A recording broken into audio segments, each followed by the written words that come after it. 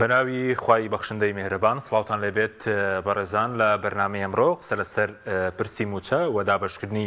موچە دەکەین کە نزیکەی 15 ڕۆژە ئەو بڕەپارەیە لە عێراق گەیشتووە بەڵام تاکو ئێستا حکوومەتی ماوە بە سەرچووی هەرێم وادەکەی ڕانەگەیاندووە و باز لەوە دەکرێت کە کۆدی هێزە ئەمنیەکانیان بۆ عێراق ناروون تاکو ئێستا موچەی هێزە ئەمنیەکانی نەلێدراوە بەڵام داهاتی ناوخۆ بەدەستە بۆچی دەست بە دابشکردنی موچە ناکەن هەروە باز لە تێبینەکانی دیوانی چاودێری دارایی عێراقیش دەکەین لە سەر لیستی موچەی موچەخۆران ئەم پرسانە لەگەڵ بەڕێز کاک سۆران عومەر پەرلەمانتاری عێراق لە بەغدا و قسەی لەسەر دەکەین. کاک سۆران سوپاسی ئامادەبوون دەکەین ئەگەر سەرەتا لەوە دەست پێ بکەین. نزیکەی 15 ڕۆژە 600 ملیار گەیشتووە، هۆکاری چییە کە تاکو ئێستا دەست بە دابشکردنی موچە ناکرێت؟ بەناوی خوای بەخشندەی میهرەبان، وەڵا هۆکار هیچ نییە جگەلەوەی کە سزادانی خەڵک و دەست بە سەراگرتنی موچەیە و پێیان ناخۆشە تەڵتینی موچە و ئەوەی کە پێڵێن با ئەلکترۆنیکردنی موچەی موچەخۆران لە ڕێی بانکە فیدراڵی حکوومیەکانەوە بێ. ئەگەر نا ئەو پارەیە کە ئێستا هاتووە هەر ئەو پارەیە کە مانگەکانی ڕابردوو زۆر مەمنون و زۆر چاوەڕێی کردووە و زۆر تەکلیفی کردووە کە ئەو پارەی بۆ بێ بۆی موچە بدا لەگەڵ سەنعەتی ناوخۆیان. بەڵام لە ئێستەیە کە بڕیارێکی دادگای فیدراڵی هەیە بۆ تەڵتین ئەوە هۆکاری سەرەکی کە ناخۆشبوونیانە بۆ مەسەلەی دابەش نەکردنی موچەی مانگی دوو. بەنامە باسی ئەوە دەکەن کە باسی تاواکاری دەکەن کە بودجەی پێویست لە بەردەستدانیە. ئێستا بەو پڕپارەی کە لە بەغداوە هاتوو بەداهاتی ناوخۆ و بەفرۆشینەوەت بودجەی تاو لە بەردەستدایە، دوێنێش وەزیر دارایی باسی ئەوە دەکات دەڵێن چاوەڕێ ئەوەن کە ئەو پارەیە لە بەغداوە بێت. دڵنیاییەوە داهاتی ناوخۆ بە داهاتی نەوتی و بە داهاتی نانەوتی زۆر لەوە زیاترە کە خۆی دانیان پیاناوە 20 میلیارد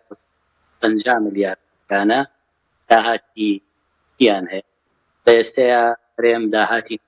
هەیە، داهاتی نەوتیان چەندین مانگی هەیە کە نەیداوە بە موچە خۆتان لە مانگیدا یان بە لە مانگی یەک کە ئێستا لە یەک داهاتی ناوخۆ بە کۆی ئەو ماوەی وەکو خۆی ماوەت. بەڵێ کەواتە ئێستا داهات زیاتر لە موچەوەی کە هەیە و لای حکوومەتی ماوە بەسەر چوەیە؟ بەڵێ داهات زیاترە و داهاتی نەوتیش ئێستا زۆر زیاتر لە داهاتی ناوخۆ.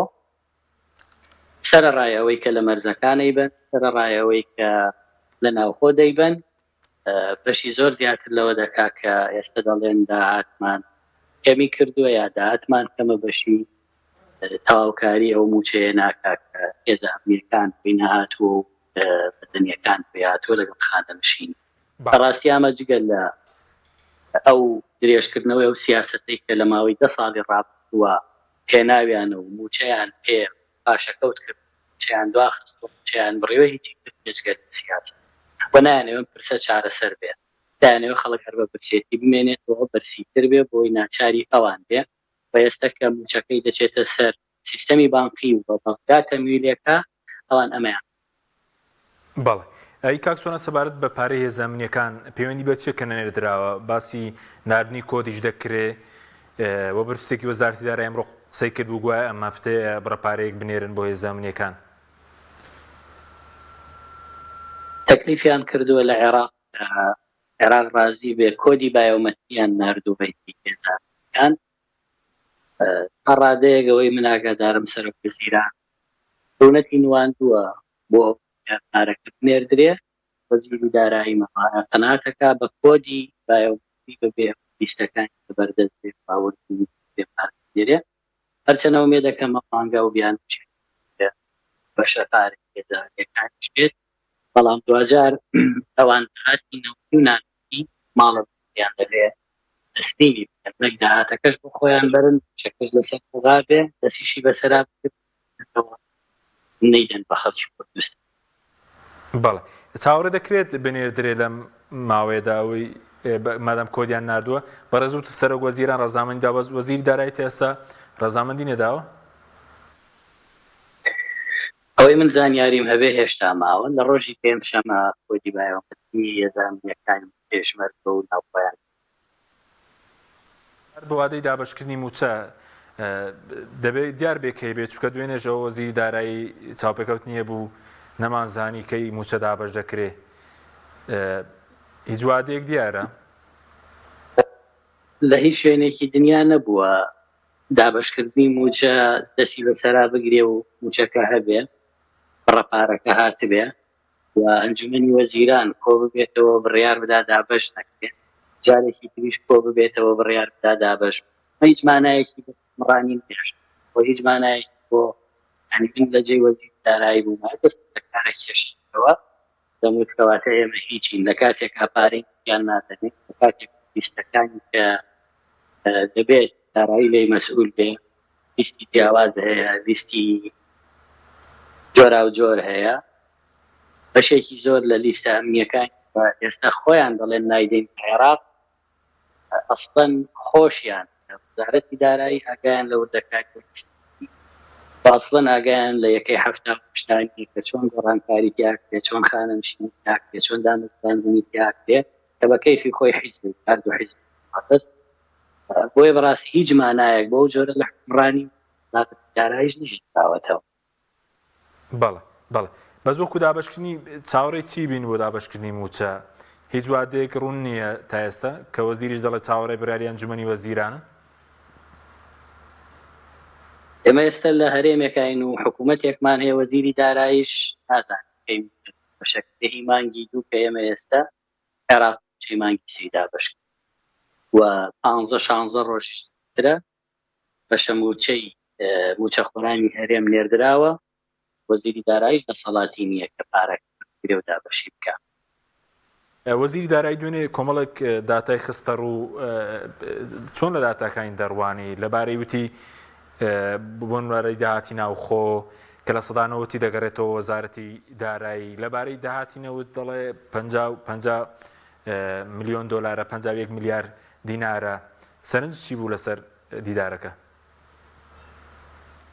وەڵا بەداخەوە پێم وایە و داتایانە هیچی وانیە و ڕاستیە و ئەوەی کە لە راپۆرتی دیوانی چاودێری دارایی عێراق لەسەر داهاتی نەوتی و نانەوتی کراوە و ئەوەی کە لەسەر وردبینی لیستەکانی موچە کراوە پێچەوانەی هەموو ئەوانەیە کە وەزیر باسیەکە ئەمە راپۆرتی دیوانی چاودێری داراییە کە دوای بەدووادا چوون لە 13 ئاڕاستەی هێمەیان کردووە و یەکێک لە راپۆرتەکان کە 22 لاپەڕەیە لەسەر تەواوی وردەکاری داهاتی و خەرجی هەرێمی کوردستانە بۆ واژۆی هەردوو دیوانی چاودێری دارایی هەرێم و عێراقیشی لەسەرە ئەوە واژۆی سەرۆکی دیوانی چاودێری دارایی هەرێمە بە وەکالەت لەگەڵ سەرۆکی دیوانی چاودێری دارایی عێراق ئەوەی کە لێرە هەیە وردبینیە لە داهاتی سێ مانگی نەوت لەگەڵ خەرجیەکەی و داهاتی 6 مانگی هەرێمی کوردستان لەگەڵ 6 مانگی تەریک کۆتایی ساڵی 2023 و ئەمەی تریشیان وردبینی تەواوی هەردوو دیوانی چاودێری داراییە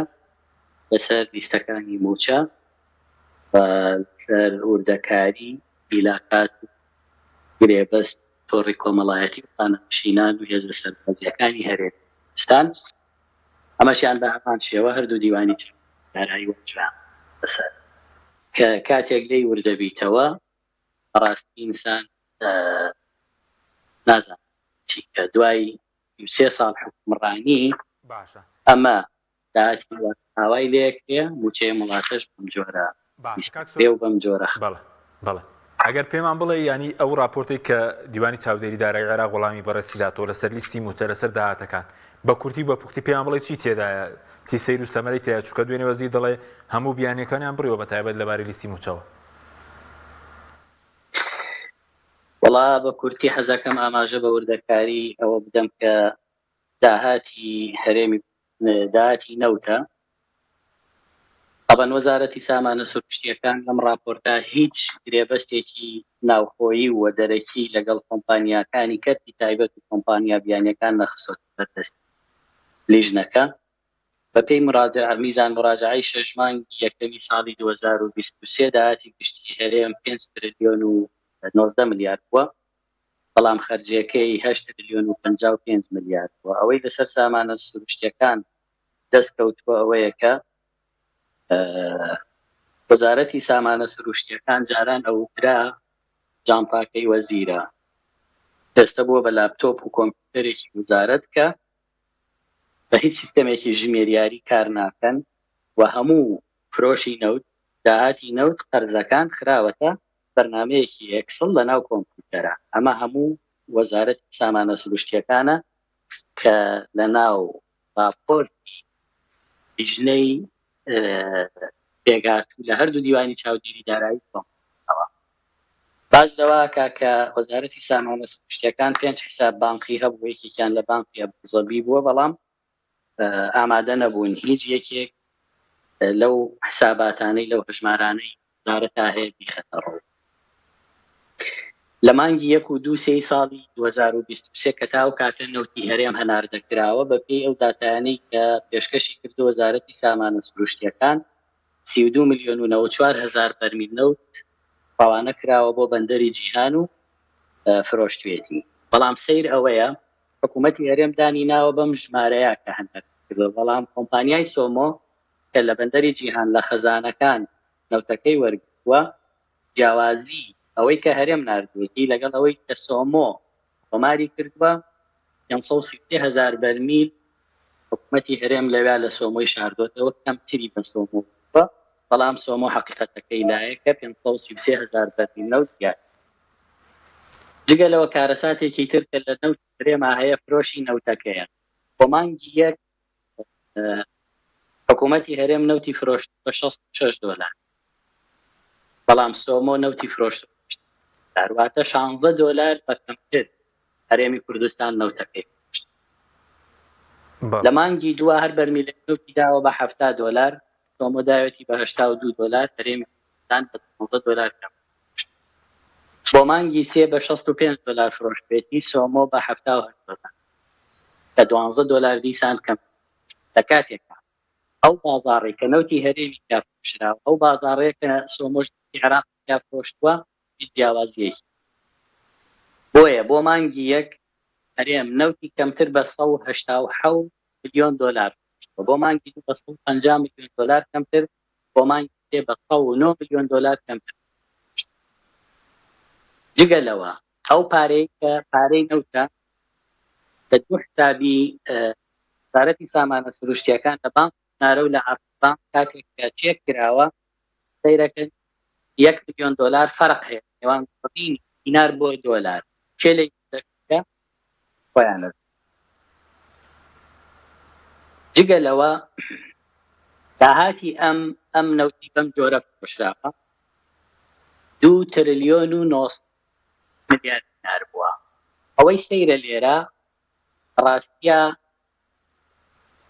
2 تریلیۆن و 9 میلیاری داهاتی نەوت نووسراوە خەرجی نەوت، هەتە نەگەڕاوەتەوە بۆ دارایی. کاتێک کە لیژنەکەی چاودێری دارایی وردبینیە کاسەیرەکە 619 میلیارد ئەو پارەیە نەچۆتە خەرجی نەوت، بەڵکو بەم جۆرە سەرف کراوە. 129 میلیاری دراوە بە ماس ئێنەرژی و ماس کۆمپانیا بۆ بەرهەمهێنانی کارەبا لە مانگەکان 1 و 2 خۆمانەزانی وەزعی کارەبا چوو. 8 میلیاری تر دراوە بە چەند کۆمپانیایەک وایە ئەمانە لە ساڵی بۆ وێزگەکانی کارەبا وایە ئەمانە سوتەمەنیان گواستۆتەوە. 560 هەزار دۆلار نووسراوە بۆ مانگی 2023 خزمەتگوزاری پرۆفیشناڵ، بەبێ ئەوەی هیچ زانیاریەک بەنم خزمەتگوزاریە پرۆفیشناڵ دەچێت. 186 میلیاری شتمانگی دوا دراوە بە پرافیگۆر LP لیمیتد کە کۆمپانیایەکی ئیتالیە، وتیانە ئەمە پارەی پێشەکی نەوتمان دەکۆنا لێ وەرگرتووە و نەمانداوەتێ ئێستا بێ پارەکە. بەڵام دیوانی چاودێری دارایڵێ ئەم 6 ملیارە لە قەرزەکانیشی کە نووسراوە دەوێت دانەشکێنەوە لێرە درا 187 ملیاری تر بۆ کڕینی مادەیەک لە کۆمپانیای پیرال پترۆلیۆم وایە تێکەڵی نەوتی خاوکراوە و ئەوەی کە بەپۆری نێردراوە و غازی وشت لەم کۆمپانیاکەوە 187 ملیاریان پێ ئەو 14 ملیاری در دراوە بە کرێی بەرهەمهێنانی نەوتی خاو بۆ ساڵەکانی پێشوو بە کۆمپانیایەکی عێراقی و بە کۆمپانیایەکی سینی یعنی ئەوەی سەیرە لە مانگەکانی یەک پێەیە 4 و 5 ساڵی 2023 هەرێمی کوردستان 10 ملیۆن بەرمیل نەوتی فرۆشتۆ بە 2 پاڵاوگەی کار و داناس داهاتەی 309 ملیارەکەم داهاتەی هەر ئاشکران لەسەر لیستی موچە بە کورتی ئەگەر چی تێدا بوو ئەوەی کە دیوانی چاودێری دارای عێراق وەڵامی بەڕێزیان دایەوە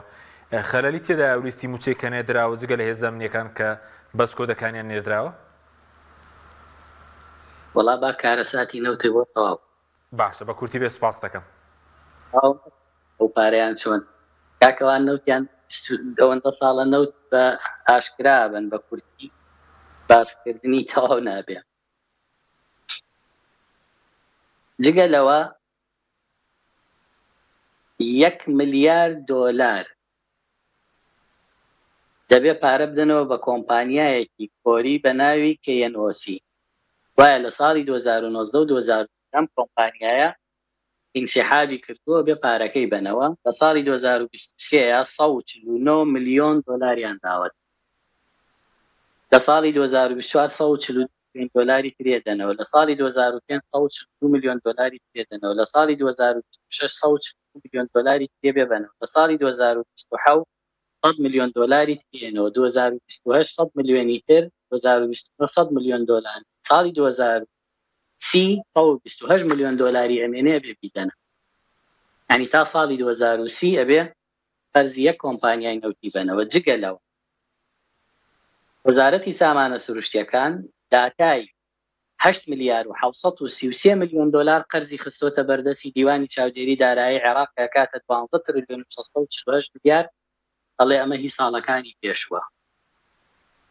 قەرزی نەوت لە کاتێکە ئەمان ڕۆشت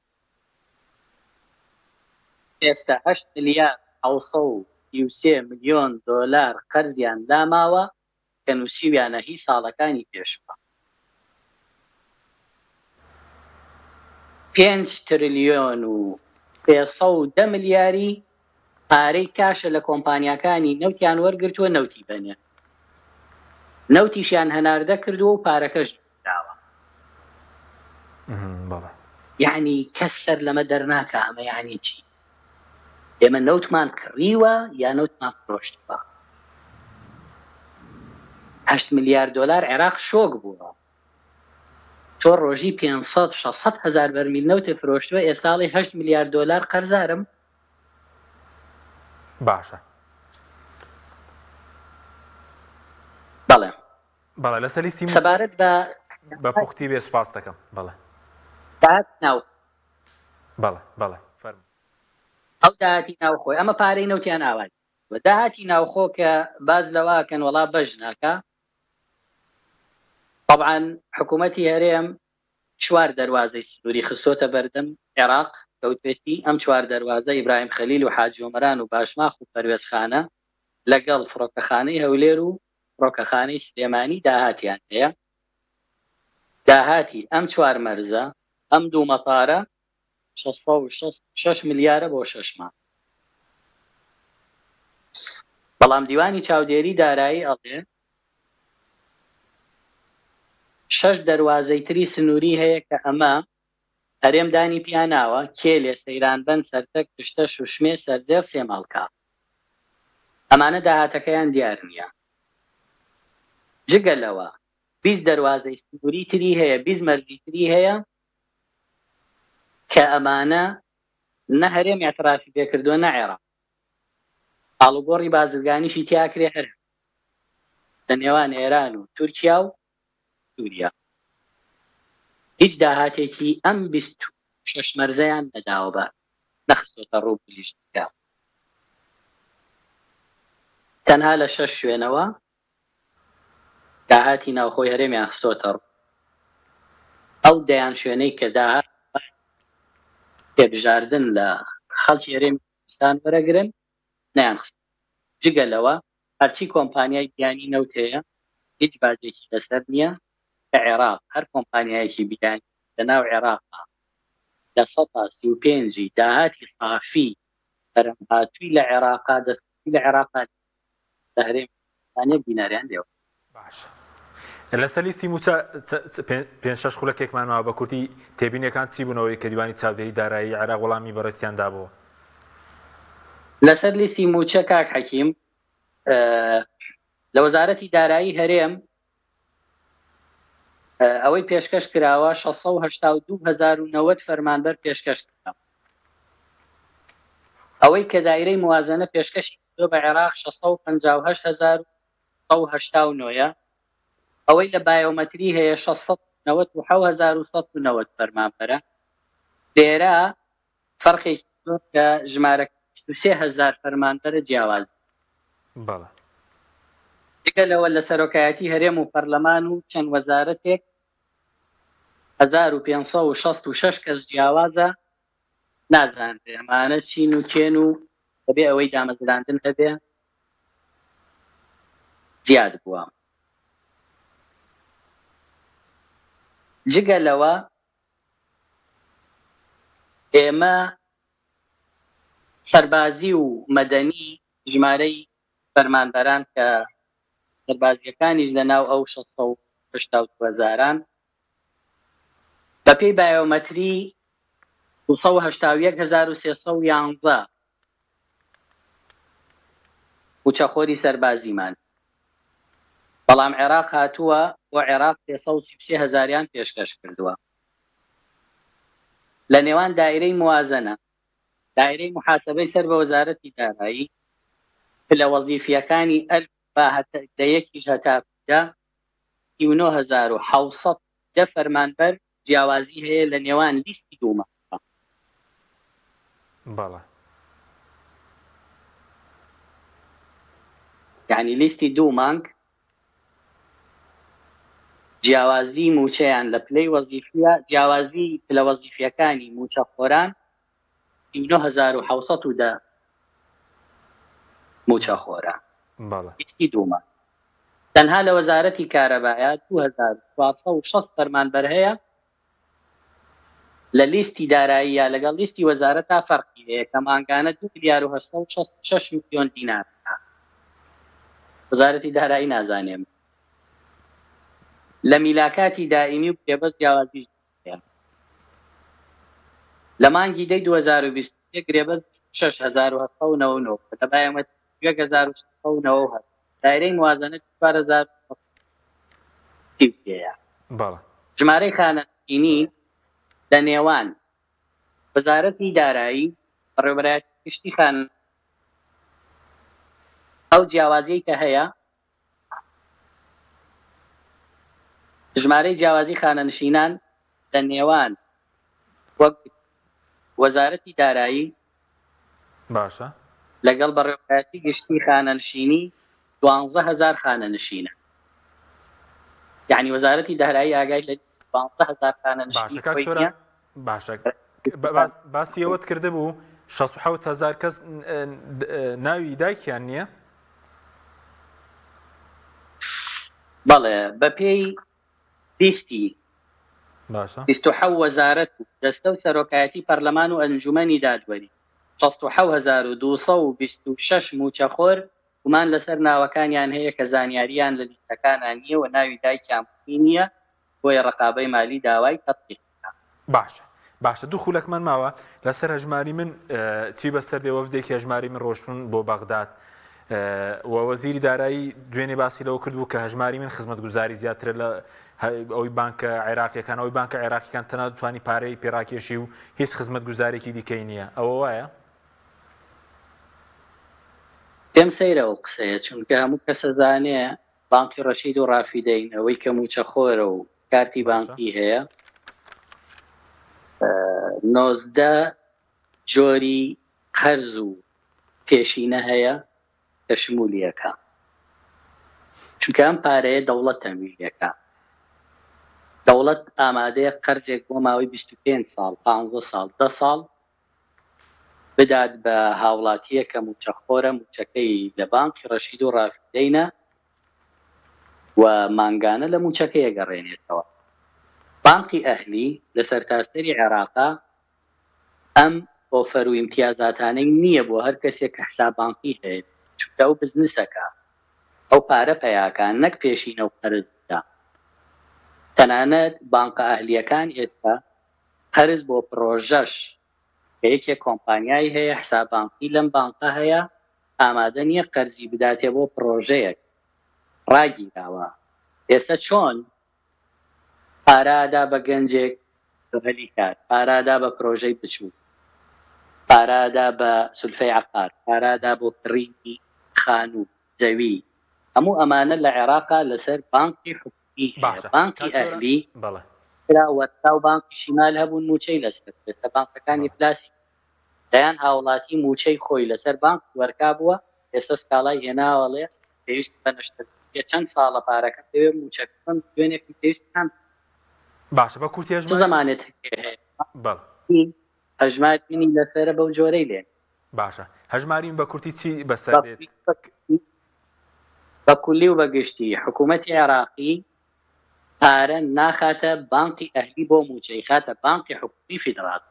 باشە، بەرپرسانیارێن بۆ لەوێ بێ